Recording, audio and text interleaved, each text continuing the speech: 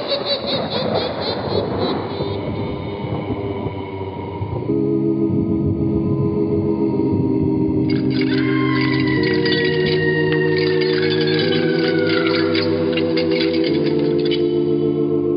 Mysterious Old Radio Listening Society podcast.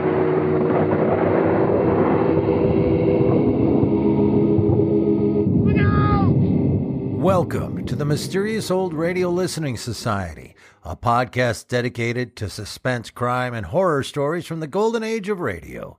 I'm Eric. I'm Tim. And I'm Joshua. We love mysterious old-time radio stories, but do they stand the test of time? That's what we're here to find out. This week we're listening to The Man in Black, but not the character who hosted Suspense or Appointment with Fear, and it's not the series called The Man in Black. No, for my choice, I'm bringing us back to a series that we haven't listened to in over 2 years, Hall of Fantasy, for an episode called The Man in Black. Richard Thorne and Carl Grayson created Hall of Fantasy as a murder mystery show on KALL in Salt Lake City in 1946, but that incarnation only lasted a year. By coincidence, the two happened to be working together again at WGN in Chicago in 1949, and it was there that they revived the show with a greater focus on the supernatural. Richard Thorne wrote or adapted the stories for this new version until it eventually ended in 1954. Despite its small budget, the show was picked up by the Mutual Broadcasting System for national audiences in 1952. The Hall of Fantasy first broadcast The Man in Black December 11th, 1950, but unfortunately that version did not survive to the best of our knowledge. They reprised the show for the version we are listening to today. The second version was first heard July 6th, 1953. It's late at night, and a chill has set in. You're alone, and the only light you see is coming from an antique radio. Listen to the sounds coming from the speaker, listen to the music, and listen to the voices. And now, the Hall of Fantasy.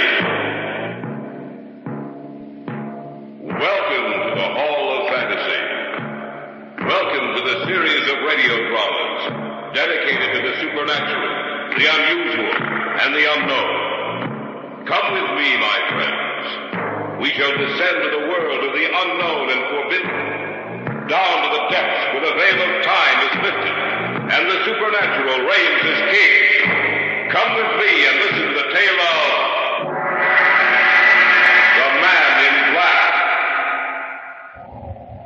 The wind. Where did it come from? It is always there when he wants to speak to me. It is the sound of his voice. You're not serious about this man, are you?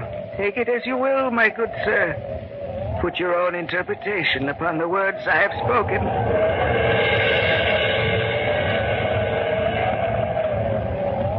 Yes, master. I understand. What did you say? I answered him. What do you mean? The wind. The mocking sound of the wind is his voice. He has seen. He has looked into your minds and seen you. But he sees only one woman. One woman in both of your minds. First, she shall die. Then you. Both of you.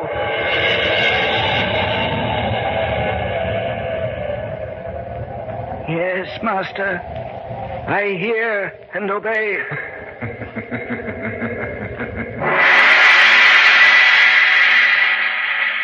In just a moment, the Hall of Fantasy will present The Man in Black.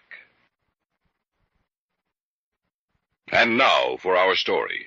An original tale of fantasy by Richard Thorne entitled The Man in Black.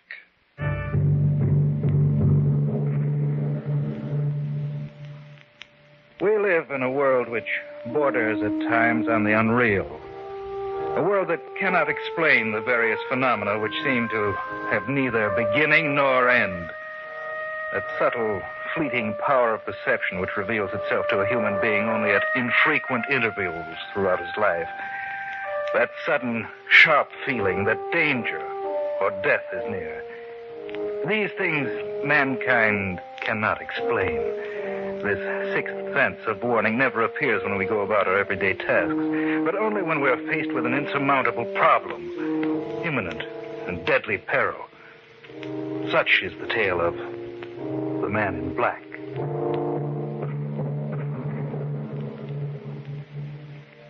It was a cool, quiet night. That night it began. For some reason, Brian had insisted that we take a stroll in the park. That was late, Brian, almost 11:30. I know, David. Beautiful night, isn't it? Yes. A good night for sleeping. I like to come out here about this hour. It seems to give me a sense of belonging. That sounds strange coming from you. No, I'm quite serious, Dave. I feel no relation with the rest of the world, but out here in the park, listening to the sound of the crickets, or footsteps on the walk, I feel as if I belong. You understand what I'm trying to say? I think so. Another thing, it's strange, but I have a feeling. A feeling that something is wrong, that something is going to happen. What do you mean? Something inside of me. I almost know that something will happen that will change the entire course of my life. Oh, I think you're just That imagining. woman coming towards us. Yes, I see her. I wonder if... Man in black. Have you seen that man in black? I'm sorry, but we haven't... Just a minute, David. Let her talk. Have you seen him? Have you seen the man in black? No, I'm afraid not. Oh, I thought perhaps you could help me. I must find him. Well, we haven't seen anyone out here tonight except you. The man in black. I must find the man in black. What does she mean? I don't know. The Man in Black. Maybe we ought to follow her. Now let it go. That's strange. What? It was so still before, now a wind seems to have sprung up from nowhere. Listen. She went off in that direction. Let's take a look. I wonder why she screamed. Well, she couldn't have gotten too far. Look up ahead. That must be her. Lady, is anything... What's the matter with her? She's dead. Dead. That's right. I wonder who he is. Who? The Man in Black.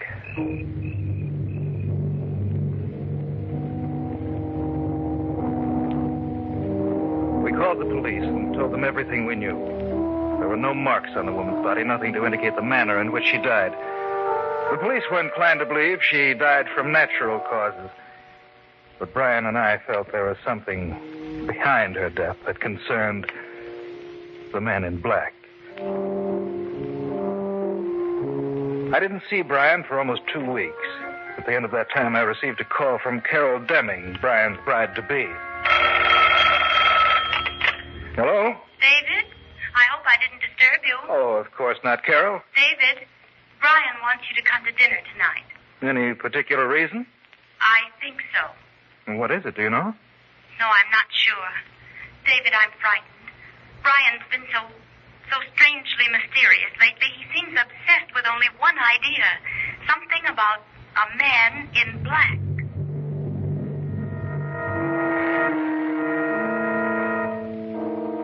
Not once during dinner did Brian mention the subject. It was perhaps an hour after the meal. The three of us were sitting in the library when he brought up the subject of the Man in Black. Remember that woman we saw in the park, David? Yes, of course. She aroused your interest, didn't she? Yes. She did the same thing to me. Only I did something about it. Brian, I wish you'd forget about this. I can't, darling. I know how you feel about it. I did my best to forget it, but I couldn't. Still, don't you think that... My mind will never be quiet until I get to the bottom of this. Maybe the woman we saw was upset. It was quite evident, David. I made some inquiries about this supposed Man in Black just to see if anyone knew anything about him. And? And I discovered that no person alive was described in that way. Well, then you can forget about it. I said anyone alive. What do you mean by that, Brian? The man she was talking about has been dead for 30 years. Well, then, that ends your investigation, doesn't it? I'm afraid not. Why not, Brian? When I've traced down every last clue about him, only then will I be satisfied. Who was he, this Man in Black? An immigrant to this country, David. He's buried in a mausoleum in a private estate about 40 miles north of the city. You mean he lived here? No, he didn't. It was his dying wish that a mausoleum be built and his body placed there after his death. No one knows where he came from. Well, why should he pick this location? I don't know, David, but I intend to find out. How? I understand there's a caretaker for the estate. I intend going to him to learn the story. When? Tomorrow. Do you mind if I come along? Of course not. What about you, Carol? No. I don't want to go with you, and I wish you wouldn't go either. There's nothing to be afraid of. Are you sure, Brian? Are you really sure? What's the matter, Carol? Over there, at the window. There's nothing there. Oh, but there was. There was something over there. I couldn't see it clearly, Brian, but it was there. The grotesque figure of a man's face floating outside the window.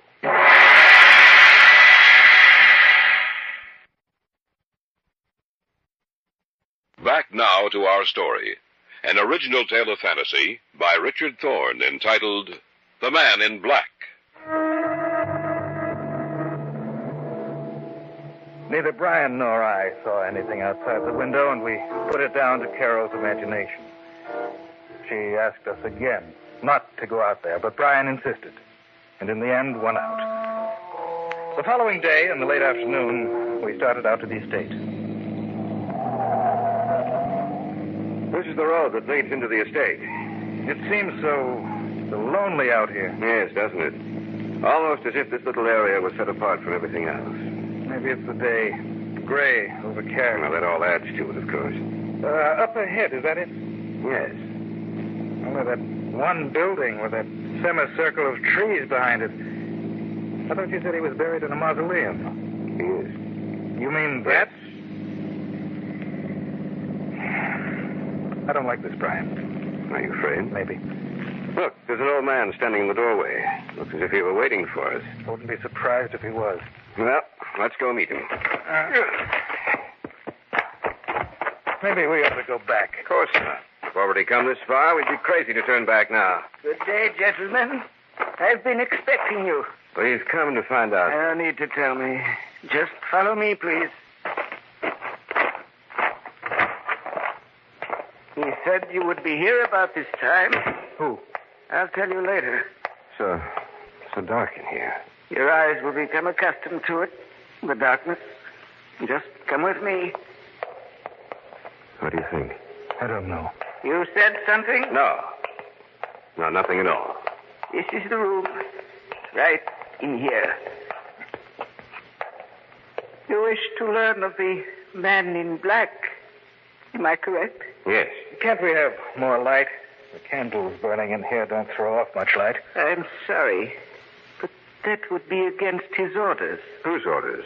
He who walks by night? What can you tell us about this man in black? Quite a good deal. The man who lies in a stone coffin in the center of this room died some 30 years ago. Yet his body is as it was when he was alive. Perhaps you would like to look at him. No. Sorry. You ought to look upon him. After all, he has laid claim to you already. What do you mean? The woman you met some time ago. She was the first link in the chain. The last in her chain, but the first in yours. They who search for the man in black shall die, but not before they see the one they love most in this world die first. The wind. Where did it come from? It is always there when he wants to speak to me. It is the sound of his voice. You're not serious about this man, are you? Take it as you will, my good sir. Put your own interpretation upon the words I have spoken.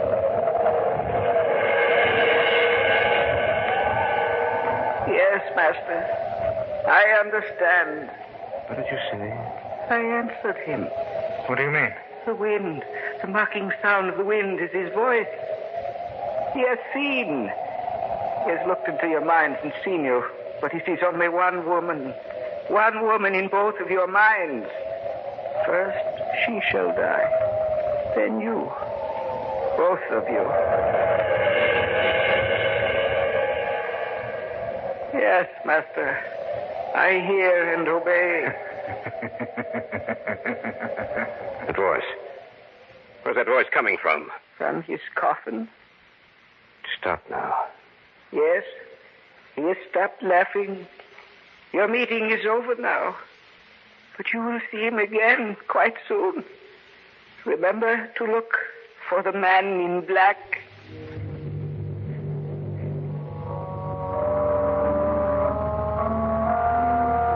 The old man showed us out of the mausoleum.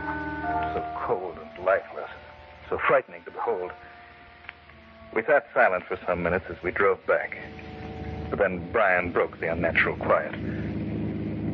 I didn't know you felt that way about Carol. Oh, he was mistaken, Brian. You're not a very convincing liar, David. It's true, isn't it? Yes. I'm sorry. Forget it. All right.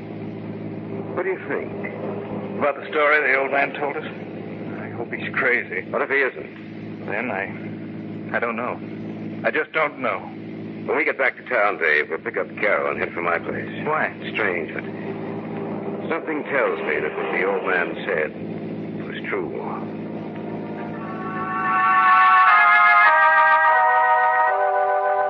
In the back of my mind, I also knew that what the old man had said was true. What bothered me was that we knew we were doomed to die, but not from which direction death would come, nor what form it would take.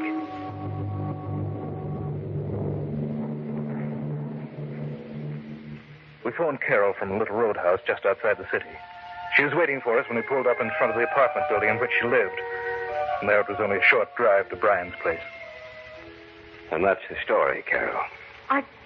I can't believe it. You know, sitting here in your house, Brian, with the lights on like this and everything so normal, I find it difficult to believe myself. Perhaps we were mistaken, Brian. Maybe nothing will happen. You really believe that, David? I'm trying to. Just a minute. What time was it when you were out there? Oh, it must have been about 5. Why? Well, maybe it was my imagination, but just about that time, I heard someone laughing. The voice came from behind me. I turned around to look, and no one was there. It could have been the laugh we heard. But we were there. How could she possibly have heard anything at the precise moment we did? The old man said it was his voice issuing forth from the coffin, the voice of the man in black. No. What's that? It's just thunder, Carol. It's been threatening to rain all day. Every time the old man said he heard the voice, did you notice how the wind would spring up? There was another sound, too. I don't know what it was. It was there. I'll never forget it. Oh, what are we going to do? Well, I'm going to hire bodyguards, take protective measures against anyone getting... Listen. The wind. And that sound we heard in the mausoleum. Where's it coming from? I don't know. Carol, what's wrong? What's the matter? There's something at the window. Face. Terrible twisted face. Oh, do something. It's gone. The window's broken. It was looking in at us, watching the three of us. And those eyes. Those terrible eyes. I'm afraid, Brian. Brian, you have to do something before it's too late.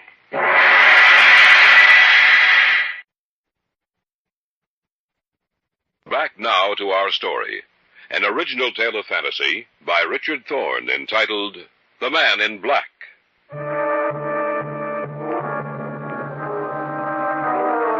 A moment before, the three of us had been witness to an amazing and terrifying sight.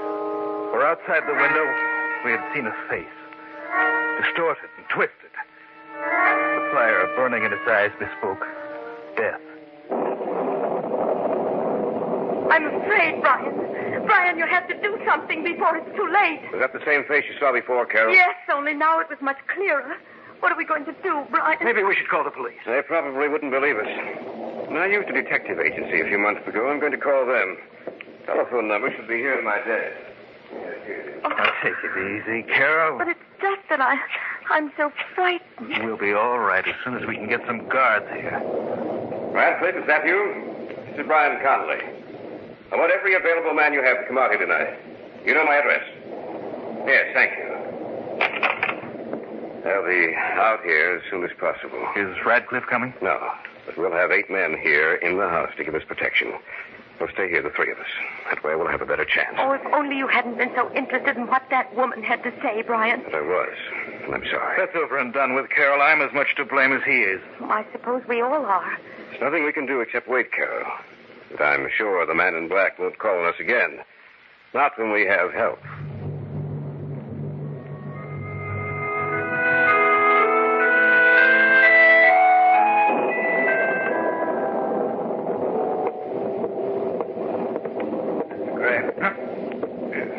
Yes. What do you want? I'm just checking up on things, sir. Have all the men been posted? Yes. It's rather dark out here in the hallway. You shouldn't be out here by yourself, sir. I'm just as safe here as I would be with the others. Probably. It's so dark, I can't see your face very well. It's just a face, sir. Nothing else. You seem very nervous. Do you believe the old man's story? I'd prefer not to, but...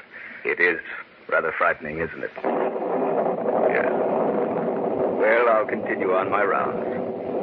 Good night, sir. Probably see you again before morning.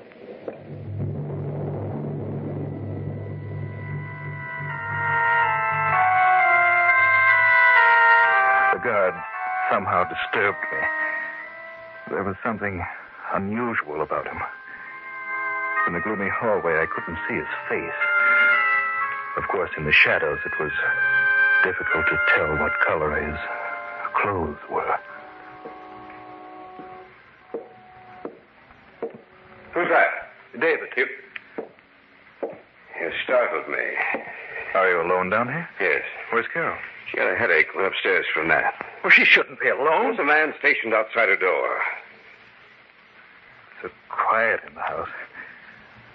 One of the guards just passed me in the hallway, asked me if I believed in the story the old man told us. The guards don't know anything about the story. Are you sure? Of course I am. The only thing they've been told is to watch for a man in black clothing. Why should the guard know anything?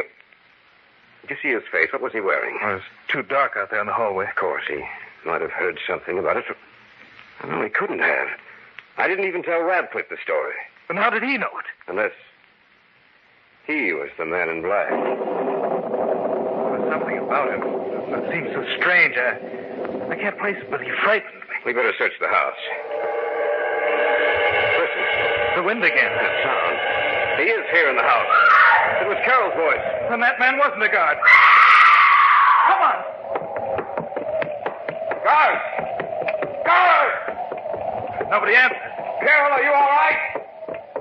Carol! Anything has happened to her? The door to her room. It's open. Carol. She's dead. Just like the woman in the pub. She can't be.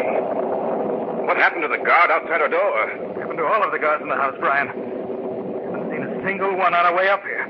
Will they ever start this? We'd better call the police. Is there a phone up here? No extensions up here. You phone. I'll stay here with Carol. It won't do you any good to stay up here, Brian. She's dead. You better come with me. I guess you're right. Oh, Brian, I'm sorry. I should have known that the man in the hallway Not your fault. I'm to blame. I started this. I can't understand what happened to the guard. Whoever he is, whatever he is, he has a power, David. Something evil and malignant. To send the guards away would be a simple matter for him. You can use the phone in the library. You look all done in, Brian. You'd better sit down in that chair over there. All right. Never forgive myself. I hope they can get here in time. I don't know what will be. Say, that's strange. What? I'm not getting any dial tone.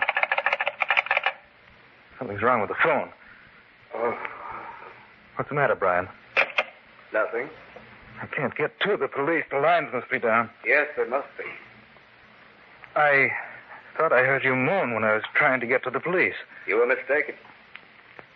It's rather dark in here, and with you sitting in that chair with your back to me, your voice sounds different. Does it? Yes. Stay where you are. Something's wrong with you. What is it? Don't you know? No. Perhaps you should look at my face. You're not Brian. The man in the hallway, you're... The man in black. What happened to... Your friend? We exchanged places for a while. You mean he's dead? That's correct. As you will be soon. Don't come any closer to me. Are you afraid? Why don't you run? I can't move. Now, you see him. The man in black, face to face. And now, you die.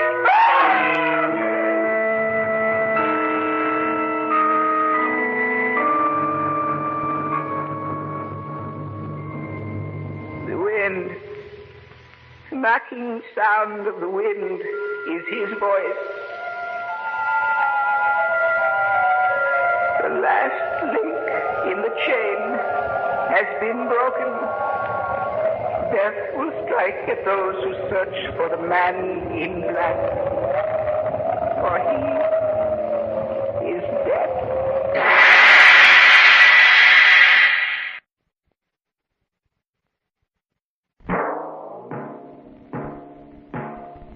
So runs tonight's tale of the unusual, the terrifying, the unknown.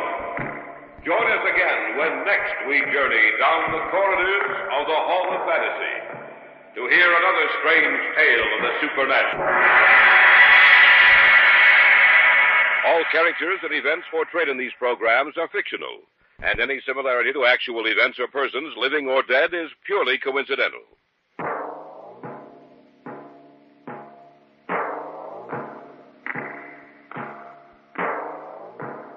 That was The Man in Black from Hall of Fantasy here on the Mysterious Old Radio Listening Society podcast. Once again, I'm Eric. I'm Tim. And I'm Joshua. I have been avoiding eye contact with you two for about 4 minutes now. Oh, they're going to say 4 years. Well, that too. That's how it's felt like. Wow. We just don't talk like we used to, Eric. Well, you know, that's what marriage does. But, okay, so I heard this. I was listening to this. And I brought it to the podcast for this reason, because this was my reaction afterwards. And then since this was my reaction, I went, oh, maybe Tim and Joshua can answer this for me. Was that good? I literally went, wait a minute. I have the hardest time trying to figure out if this was any good or not, because I think part of me thinks, I think it was pretty good, especially for Hall of Fantasy, which I usually don't like much of. And I don't know. And I could be completely wrong. I'm kind of on board with you, like, yeah, pretty good with some real highlight moments. Yeah. That's what I thought. Okay, so we're kind of on the same page. Kind of middling, like, was that good?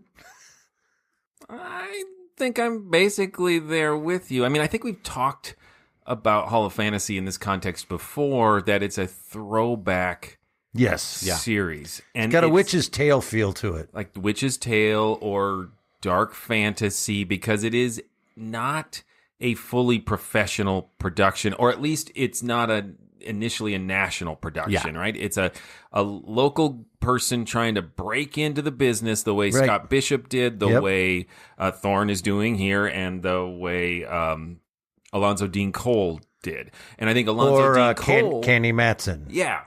Of all those guys, I think it's only Alonzo Dean Cole who ended up actually breaking into a professional national radio career, writing for The Shadow. I think Gangbusters. He wrote all the scripts for KC Crime Photographer, where I think Thorne and Bishop, aside from having a year or two of their shows syndicated, never really became national professionals beyond their regional experience. And I think if you judge it from that perspective, then there's some great moments in it. I still think overall it's a little amateurish, and it's also Thorne in particular is very repetitive. There are beats straight out of Shadow People. There's some elements of this that are straight out of a couple dark fantasy episodes. So right. Maybe they were copying from each other. I have heard this one before. Oh. And early in the podcast, I considered bringing it, but I thought it was too much like the Shadow People, but not as good. Right. Which I don't mean to slam the door shut on this conversation. Tim said it. There are moments in this that I feel like I'm listening to a really amazing story. The obvious one that jumps out at me is when he's talking to the guard in the hall. Yeah. And it's this ambiguous, and you can sort of predict the plot of, like, oh, you can't see his face, you can't see what color his suit is, but the interaction is kind of innocuous. Like, you're not that confused about what's going on. Right. But it's still a creepy, effective scene. And I think that's the strength of Thorne's scripts, is he creates these eerie, frightening moments, but he struggles to connect them in a satisfying or always sensical way. The arc is because, flawed. For example, I think the best scene in here is when the woman comes up to them and Yep. just says, "Have you seen the Man in Black?" Thank you. It has this real Robert Chambers quality. It made me think of, "Have you found the yellow sign? Right, Have you right. found the yellow sign?" So And she gets 10 feet away, screams. they find her and she's dead. But then also, instead of finding some way to contextualize this scene, it's just this weird thing where Dave likes late night walks with his buddy. There's no real Right. character moment to explain why they're out there. I mean, this happens a lot to writers where they're like, I have this idea for a great scene. Yep. And then you have to sort of justify how to get there. Yeah. And usually in that justification, you find all the details. You can use it as a way to create character, to Right. build tension, and just from scene to scene, it's just kind of a wet noodle. Yep. He says, I've been obsessed with the Man in Black, invites him over for dinner, and then says, well, I found out who it was, and he's dead. And he buried in this old castle up on the road, or whatever, the old building. Let's just stop and go back. How did you research and find out from all the information the Man in Black? Oh, got him. Johnny Cash. Yes, right? That's the other thing that's hard for me in this episode is I'm just, Hello. hello, I'm the Man in Black. I hold my parents up. So, yeah, they... Shot a man in Reno just to watch him die. that he became obsessed with what this woman had said, also not going back and explaining who was that woman and what her relationship to the whole story was there's a lot of things left, but take a little more time to say, here's how I discovered this. I found out from this book, anything to say the Man in Black, here's the old folklore of it. Let's go up to this place and look around. Why are you so infatuated with it? Is it having a psychological effect on him? I think what Joshua is saying is exactly right, is that, God, this thing has potential. Yeah, it does. And I mean, we say that about a lot of Hall of Fantasies. Yeah. But just the setup of you're both going to die and you're going to watch this woman die first. Yeah. Like, that's horrible. Yeah. And to go through with the characters of everything we're going to try to prevent this and protect her and do this, and that's all great. But that question, like, why? Well, here again, I brought up Robert Chambers, and I think there's a way to write this where the fact that you don't know why is what makes it terrifying. Yeah. And Robert Chambers and all those King in Yellow stories are a great example of that. When done by a master, they use that obscurity to make it all the more it defies logic rather than just ignores it. But the problem is, yes, you need to know when these are choices or just a lack of skill on the part of the writer. And that's the problem with Thorne, is you never know, like, did you choose to do that, or did you just not know how to do anything else? Right. The thing I have a hard time forgiving in here is this great idea that slips in here, and then he totally lets it go. Because you brought up the woman you love has to die first. Right. Oh, and you love the same woman. Yeah. And I was like, oh, I didn't see that coming. Like, we've got this horror thing set up, and now we have this possible, like, jealousy, bitterness, shock, anger, anything, and they're just like, I didn't know you loved my fiance. No, I don't. Okay. And that's it. And then when she does die, they're like, well, she's dead. Yeah. Guess we're next. There's no effect whatsoever. I was going to do a recreation of that scene, but that's exactly right. So you love her too? And he's, yes, I'm sorry. Never mind, because we've got this bigger thing to solve. Like, there's no development of that. And they move on very quickly from her death, which I don't think they loved her that much. I suppose I felt worse for the guards. Like, where did they go? Are they dead? Did they never show up? Did they never actually get called? What's going on with the guards? Right. Oh, yeah, right. I think they were Union guards and they were on a smoke break and they're fine. Or that guy killed them.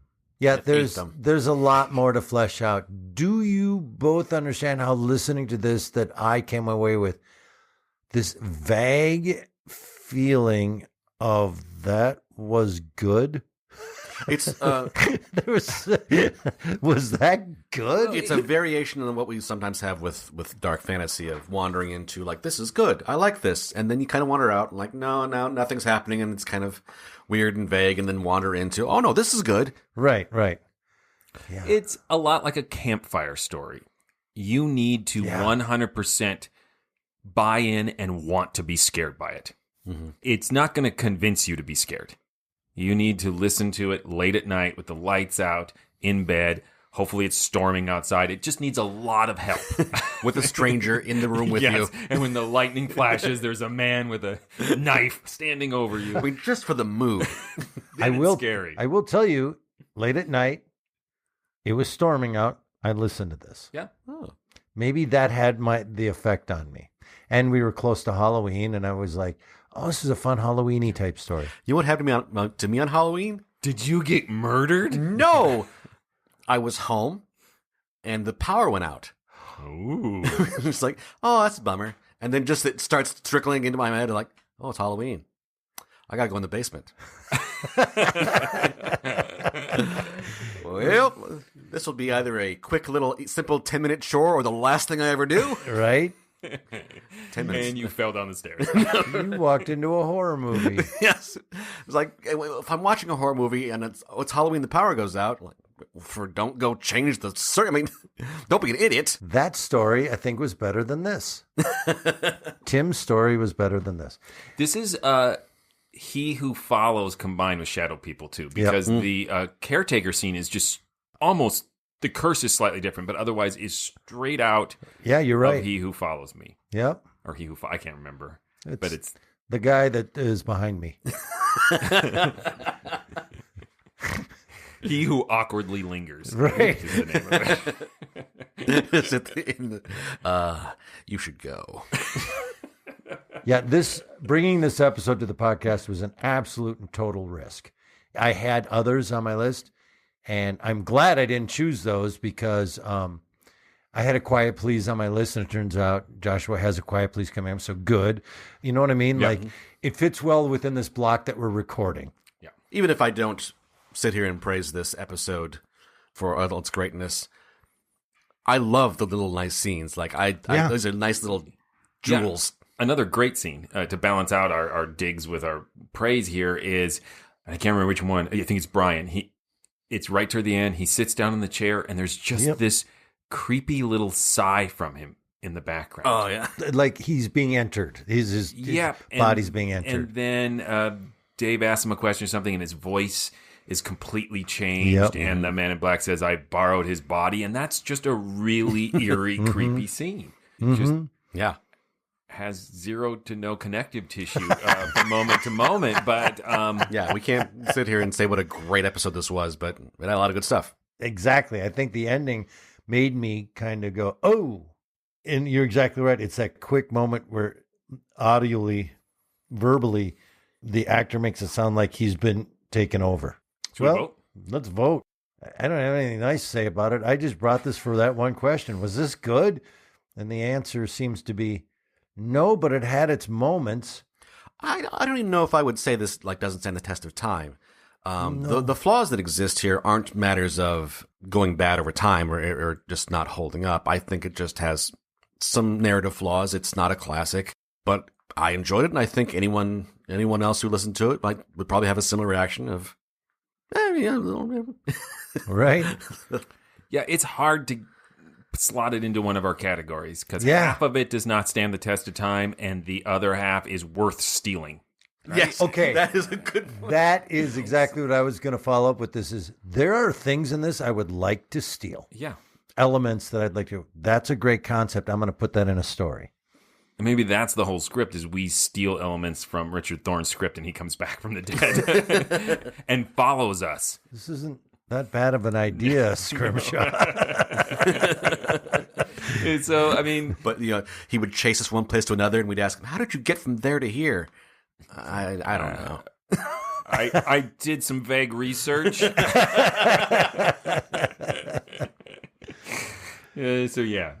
kind of a curateig.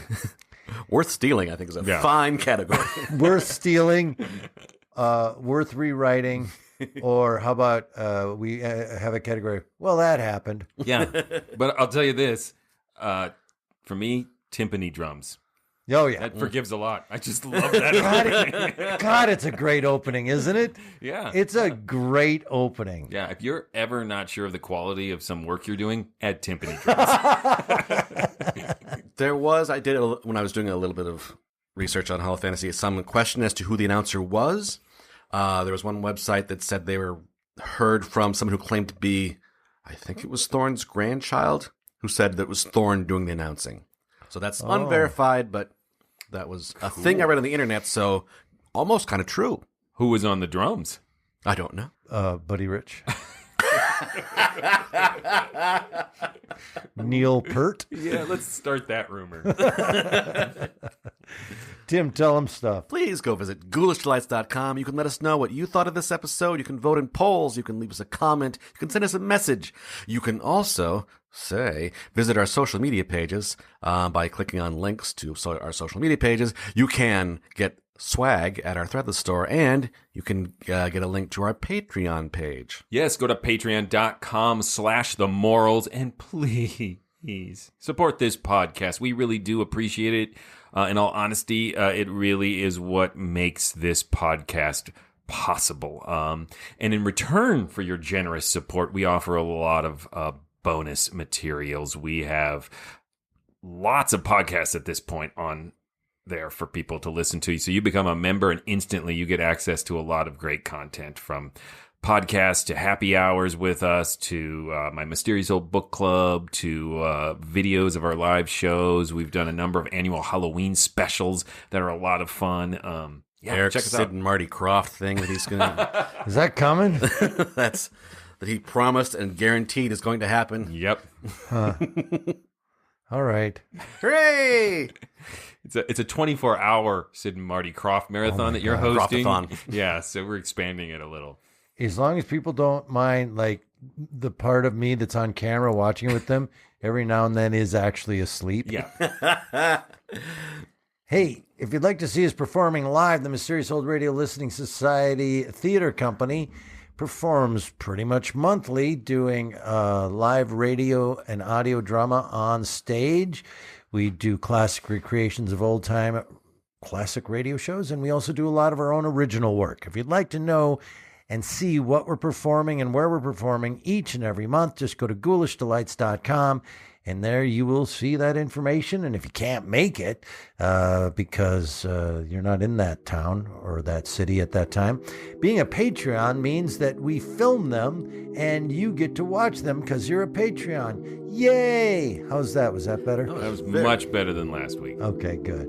What's coming up next? Next, my pick, and it is an episode of Quiet Please entitled The Man Who Stole a Planet. Until then... Look out! You're not Brian. The man in the hallway, you're... I'm Johnny Cash.